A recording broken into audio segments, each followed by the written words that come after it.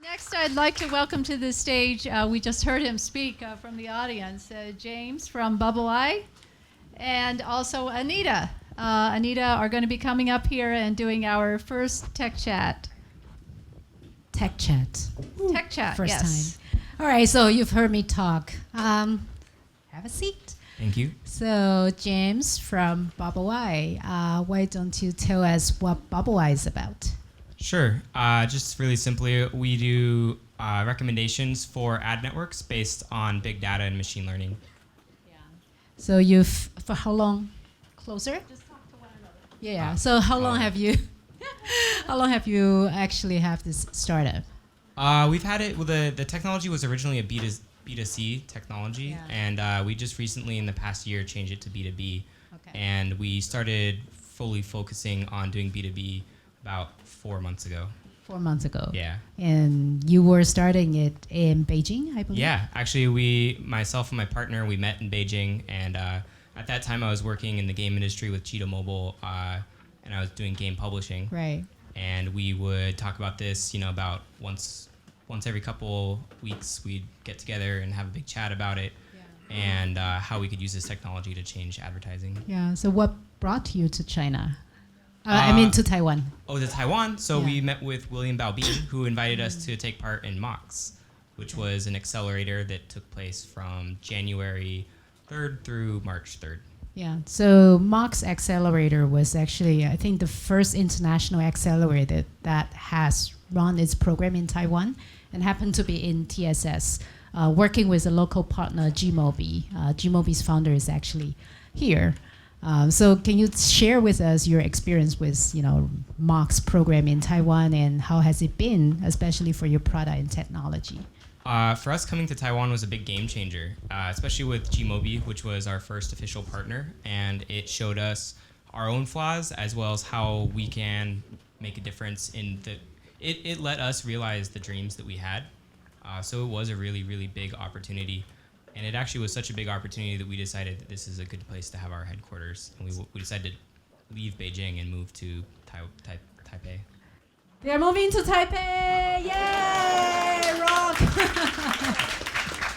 It's just like the atmosphere here is something that we really enjoyed. And we are really excited to be able to be in Taipei. And we can access our partners wherever they may show up. Especially these newer emerging ad networks that we have since we are a little bit disruptive technology, it's perhaps even easier to work with them since they are newer and they need just as much targeting as other people, but they're not already juggling all the same resource. They're not juggling with all the resources that a much older company would have. Yeah, so we had a little private chat yesterday, and I learned James actually moved from the capital of the world's startup center, Bay Area, to Asia about 2 years ago. Yeah. So tell me about, actually you're moving away from the hub and starting something new here. What is it for your personal transformation? For me, that was always something I was really interested in doing. I was raised by very open-minded parents who always encouraged me to travel, and something that I think, even in Bay Area, you see a lot of this is like Peter Thiel is quoted as saying that he believes that outsiders are the ones that can see the big picture and they can see what's going on, and they're the ones that can help do a disruptive technology. And that's why it's really important to get out of your comfort zone and go into a new area and see where it is that you can make the most changes. And so for me, it was a big change to go to Asia. So let's talk about opportunity. I also, heard you talk about you two actually, you and your co-founders did evaluate about where to put yourself in, even contemplate about moving back to the U.S. Mm-hmm. So what's the final trigger that you made the decision to actually continue in Asia and in Taiwan? It was definitely while we were in MOX, and what we saw was just the amount. The way that we were working with Gmobi was so much healthier than some of the other ad networks that we tried to work with. And as we started talking to more ad networks that were in the Southeast Asia and Asia arena, we realized that we would probably have a much better time integrating with them because they were newer or they were working on newer technologies rather than relying on something that they had built 5-6 years ago. So they are probably more open and receptive to integrate with you. Yeah, so they're a little bit more nimble, I think. They're ready for changes, and they're also looking for changes. So for your next steps, what are you looking for primarily? And this is another reason we wanted to come to Taipei, is that there's a lot of people here who specialize in machine learning, they specialize in data, and it's a perfect fit with our company.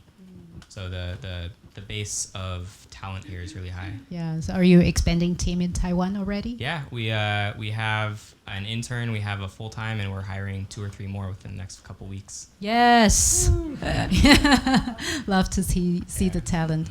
So tell me about the bonding with people that you've experienced in the past 2 months' time in Taiwan. Well, I think one of the things that we find is really interesting is that when you talk to people and you say that you're working in a startup and you invite them to come work with us, or you just talking to them, you know, we're a very small company, is that okay with you? And we see lots of people that are, I actually left from a big company to start a startup, and we see other people who are very interested in doing that. So all the people we've talked to that are in large companies, they're very interested in taking the skills that they have and going and bringing them to a small startup, and then also expanding their own skill set by being in a startup and managing many different roles at the same time. So people are very excited about working in startups. Oh, that's good. Sounds like more people are willing to step out of their comfort zone and jump into it. I mean, I have a limited experience, a limited amount of time that I've been here, but that's what I've seen in this amount of time. Yeah, that's awesome. So anything, I know Rebecca gave me a warning. No investor pitch today, although this is probably one of the most concentrated. But if you can think about 3 things that can take your business off within the next year, what would they be? I would say that our integrations are the most important. So even just 3 integrations would be something that would be us finding partners. So just as much as finding investment is important to us, it's also important for us to find the right partners to work with. So Gmobi is our first partner, and we've had an amazing opportunity to work with them. They've helped validate our prototype. We see that it works. We see that it's real. So that would probably be my 3. All 3 would be the most important are integrations. And VC is important as far as some operating costs and things like that. But most important for us is getting to our next step of revenue. Yeah, and people probably. And people, yeah. Okay, great. So are we open to questions? Yeah, sure. For the tech chats? Any questions from the floor here? And we'll get a mic to you. This is Bruce. I'm Bruce. Hey. From an engineering point of view, being behind the Great Firewall versus being here, did that have any impact on your business? Maybe. Yeah, that was a pretty difficult situation, and it's night and day. Like I just actually came back from Beijing yesterday, and while I was in Beijing for the past week, getting my stuff together, and it was just so. It's very. You forget once you get used to having to deal with it every day, you realize that you waste a lot of time dealing with it. You mean social media? Just anything. I mean, you got to connect to anything on the internet that's related to any outside connections, and it can be very tricky, very unstable internet, unless you use the VPN. And then even lately, the VPNs are very unstable. Yeah, I've heard. Thank you, Peter. Bruce. Peter, I know you have a question. Peter Shi from Acorn Silicon Pacific. Valley. Yay. You can see we have a very global group here today. I have a question. You mentioned that the next growth, one of the important thing is to find ideal partners.